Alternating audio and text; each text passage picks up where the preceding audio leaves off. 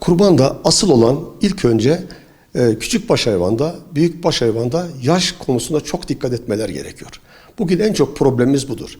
Elbette Tarım Bakanlığı'nın ortaya koymuş olduğu küpe konusunda çok hassas davranmaları gerekir. Yani küpesiz, sahipsiz bir hayvanı kurban kesmemeleri gerektiğine dikkat etmek gerekiyor. Bu açıdan küçük baş hayvanda koyunlarda 1 yaşını doldurmuş olmak veya 6 aylı olup da görkemli olduğu zaman kurban olabileceğini bilmemiz gerekiyor. Keçilerde yalnız 1 yaşını doldurmuş olması esastır.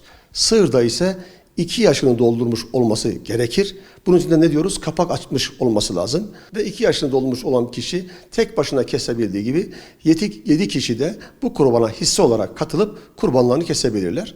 Kurbanlarda önemli hastalıkların olmaması, yani kesileceği yere gidemeyecek kadar zayıf olmaması, kör olmaması, işte memelerinin kopuk olmaması gibi, kulaklarının ve boynuzlarının kopuk veya kırık olmaması noktasındaki hususlara dikkat edecekler.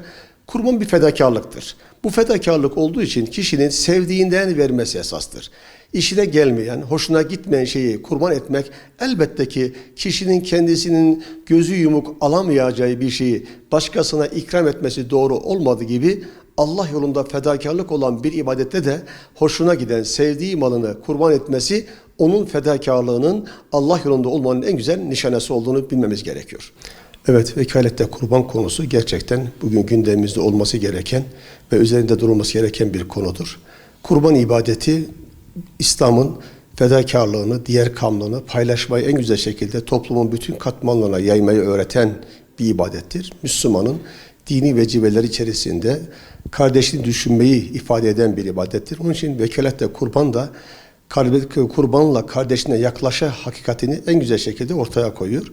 Diyanet İşleri Başkanlığımız ve Türkiye Diyanet Vakfı vasıtasıyla vekalette kurbanı dünyanın dört bir tarafına, mağdur coğrafyalarımıza, fakir kardeşlerimize ve şu anda bütün çileleri çeken kardeşlerimize ulaştırmada en büyük vasıtadır.